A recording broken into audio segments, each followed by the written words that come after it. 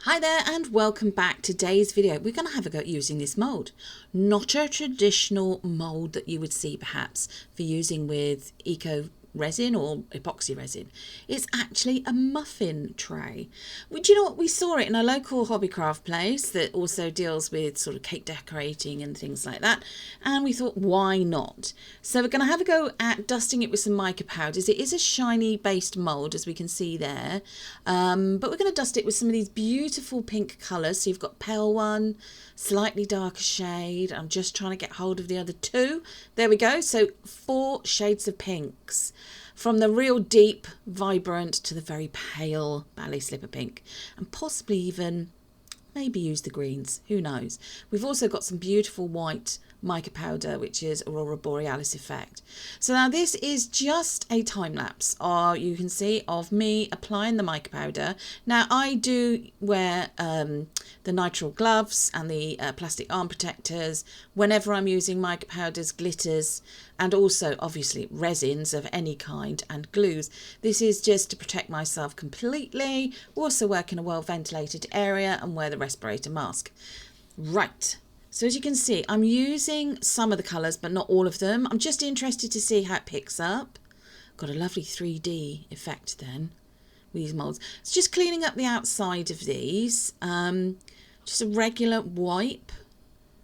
So you can use just wet wipes, or you can use kind of wipes perhaps that we're using. We get these are the sort of things that painters and decorators would use, easily available from your local sort of Home Depot or DIY type place.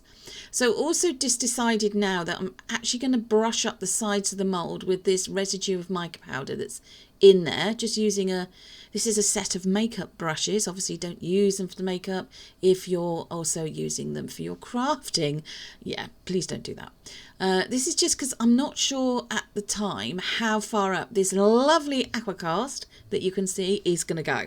So I just mixtured. This is Aquacast. It's an eco resin. It's water activated. So it comes in powder form and you follow the manufacturer's instructions as to what the mixing ratio is.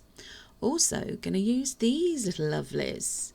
Now those were some wooden rings. They are supposed to be used for, I say supposed to be used for, when you make macrame style pot hangers. So that's houseplant pot hangers. But I thought, you know what, I've seen somebody else do this and I can't for the life of me remember who they are, so apologies. But I'm going to make some napkin ring holders or serviette ring holders. So I've measured out the Aquacast, mixed it up, added in some white pigment, and I'm also going to add the smallest amount possible of this red pigment. Now these pigments are meant just for Aquacast or any of the other eco resins, so Hydroflow by eli-chem or the Jasminites, or Mixed Mould, I believe also do one. I think it's called Mixed Mould. So I've put a tiny bit in. That came out rather too quickly, but there we go. Stirring it in. This is quite runny at this stage because I like it a little bit more runny than what they suggest. So I put in the tiniest bit more water. There we go. And look at that. Beautiful pale, pale pink. Beautiful pale pink. Now don't forget, these do quite often dry darker, so always start off lighter. It would be my advice. Now this is the tray. I discovered I'd only got 4 wooden rings the same size, so we're going to do 4 serviette or napkin rings, and we're going to do just a couple of spares there on the right hand side, which you could use and make into maybe some fridge magnets. So what I'm doing, I've tried to measure out equally the Aquacast, so I'm pouring the same amount into each one. Now I'm not filling these moulds all the way to the top because the moulds themselves are quite deep, because don't forget this is supposed to be for muffins, for cakes, so they're going to be a lot deeper than your usual moulds. Sorry if you just had a little bark there, that was one of our dogs. Thought she'd chip in there. So carefully just pouring in what I'm hoping is going to be a sufficient enough amount to set these wooden rings into without them completely touching the bottom and then showing through on the decorative side. That's not what you want. So the leftover residue here, we're just pouring into these 2 at the end on the right, which we will use probably as fridge magnets. I think, depending on the depth of their depth when they've actually completely cured. If not, you can always set them into some coasters. They would look beautiful, or perhaps into a tray with some other decorative foliage, leaves and so on. Now, this next bit we have sped up because it took us a little while, and that's just trying to determine how many stir sticks it takes to prop up the wooden ring.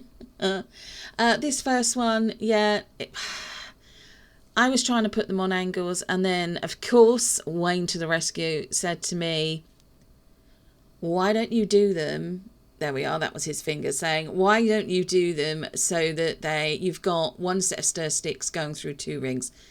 Yeah. This is where an extra pair of hands, it comes in very, very useful. So there we go. We measured it out roughly. All the time, I mean, I did do a lot of fussing and fiddling about with this. Obviously, plan it in advance so you know exactly how many stir sticks you need if you're going to use that way of propping them up. I mean, there was just no way I could sit there and hold the ring in place waiting for it to set. One, I don't have two pairs of hands to be able to do that with the other two. And I mean, this Aquacast takes up to an hour and a half to fully cure. So yeah, you sat there for a while. So this is what we came up with anyway. As I say, these videos are all how-to give you inspiration to just go and have a go yourself. And we'll always upload videos that show the rough, the good with the not so good, you know, the rough with the smooth and so on. So that how we did things, not necessarily the way that maybe you would do it or somebody else would do it, but this is what we did. And as you can see, trying to get the rings so they were completely horizontal was quite difficult. One of them, aware of the fact, actually ended up curing with one of them slightly higher than the others. So this is an hour and a half later, and we've already demolded the two on the far right of the mold. So these are the ones without the rings in, and they look stunning. It's picked up the mica really well. We have got a few little air bubbles there. Unfortunately, yes, we are going to need to seal these because the mica powder is coming off on my gloved hand, which is not great. Something also to say to you is you do need to leave these a whole 12 hours or 12 to 24 hours out of the molds to completely air dry before you do any sanding or sealing of the pieces that you've made. This is so that they can fully cure and then they become really, really hard, shouldn't have any breakages and so on. If you've seen some previous videos of ours where I've used Aquacast, I do show ones where I've had breakages, and it's heartbreaking. No, it's not heartbreaking because I rescue them. But, you know, if you haven't seen those, why not check out our playlist? If you've joined us today, hi to everybody who's joined us in the premiere. If you're on the live chat, hi to everyone in the live chat. If you're a subscriber, thank you for returning. Don't forget to give us the thumbs up. Drop us a comment. What colourways would you use? Have you ever done anything like this before? If you're not a subscriber and you've just come through on a YouTube recommendation or a recommendation from somebody else that shared the video with you, why not subscribe to our channel? It's completely free to do so. You just need to create a YouTube account, and that's just need an email for that. Again, that's free. Hit the notification all button, and you'll be notified whenever we upload a video. You can also then join us when the videos premiere in the live chat, because we're available here if you want to have a chat about what you've been making that week, if you like the videos, if you've seen any of our other videos, what colour combinations you'd use. Have you ever tried doing anything like this yourself before? We're also here as a community if you've got any questions. So questions regarding what we're doing, products we use, where we buy them from, if we would recommend anything from what we've used, you know, whether or not we think perhaps a particular colour combination might work. And if you've got any technical questions regarding editing and what software we use, we've also got another member of our little team here called Hugo, and he's more than happy to answer any questions. Those questions I would suggest that you email to us. That's lottiejasminedesigns@gmail.com, and he'll respond to you. So here we go. As you can see, I've now demolded the other 4 of these beautiful flowers, and those wooden rings are very firmly in place. Now, they do look lovely, and yes, you could leave them there.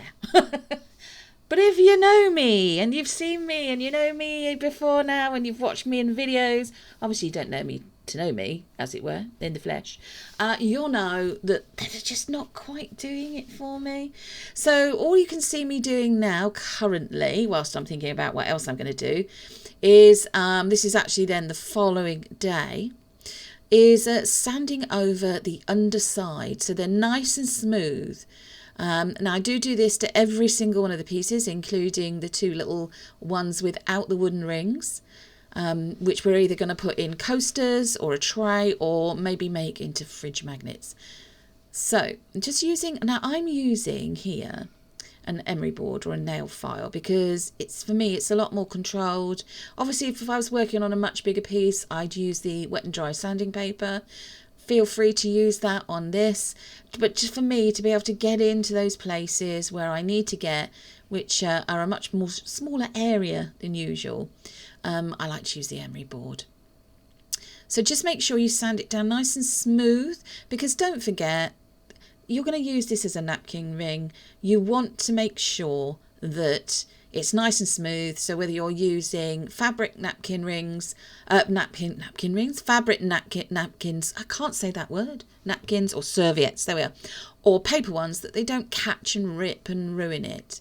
Now I'm just dusting off all of the sanding residue of the Aquacast off of the piece. Remember, don't do as I've done to start with.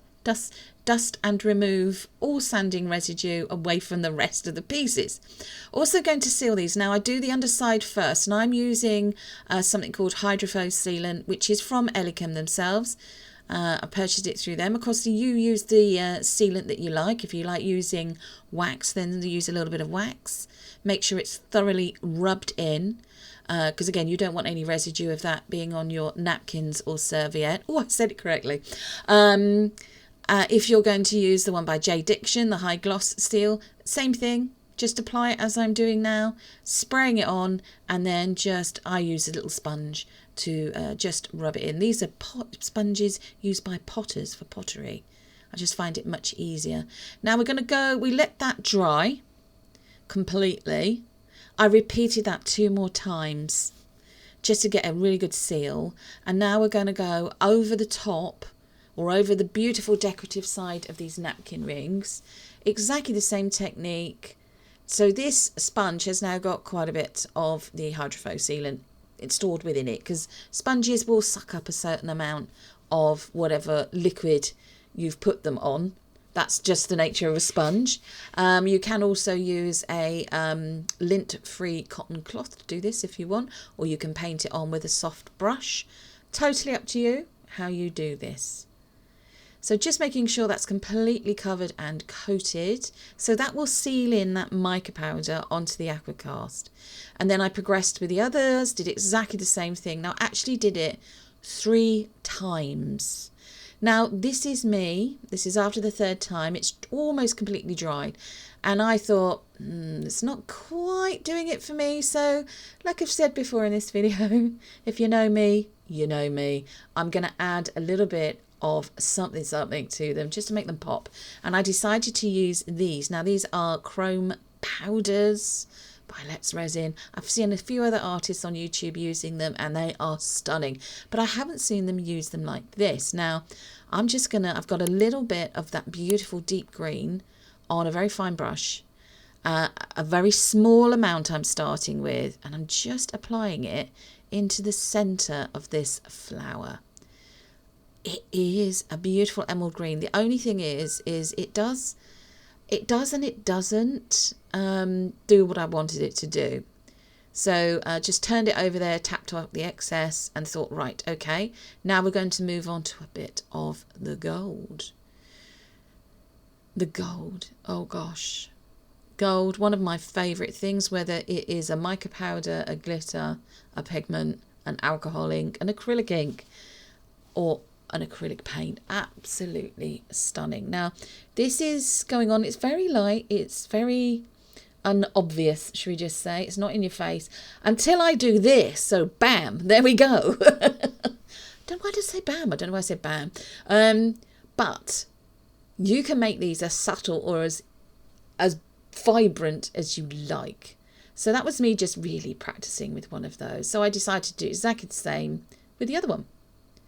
Now, what you can't see here is I've used some UV resin just to go over the middle of those flowers. And I tried it on the outside of one of them as well, just to use it as a setting agent, or to give it a bit of shine, because these are matte, currently matte. Now look, there we go, that's it with the UV resin. I quite liked that. Of course they do look beautiful just matte like this. Now as you can see, I've gone in with those lovely chrome powders on the napkin rings themselves. I've also used a darker pink that came in that lovely box of chrome colours. But I still need to set them. I still need to seal in the mica powders. Oh, not the mica powders. Mica powders? Chrome powders that I've used. And I've decided to have a go with just some polyurethane varnish. So don't do as I do now. Spray it outside. Go outside and use this spray, and just spray it, follow the manufacturer's instructions, and all I've done now is I've sprayed over the surface. So I've just shown you one. I do go outside and spray the rest, and then I brought them in. I've got them balancing in tops of plastic cups just to dry off, but they look very, very shiny with that gloss style varnish. So here is one of the final shots. There are a few. I have indulged myself, but as you can see, they are shiny but not shiny. I suppose you describe that as like a mid-sheen finish, but I think they look stunning, absolutely stunning. And as I said, those two that haven't got the wooden napkin rings, there you can see the napkin rings. Now you could of course wax those or paint them or varnish them, totally up to you. I think I might go back in and spray varnish those. And here we are, just with some paper napkins through two of the napkin rings themselves. Looking absolutely stunning. Gonna have to make some more of these. Thank you for joining us. Thank you for liking, sharing, subscribing. Hit that notification all bell, and we will see you again very soon. Take care.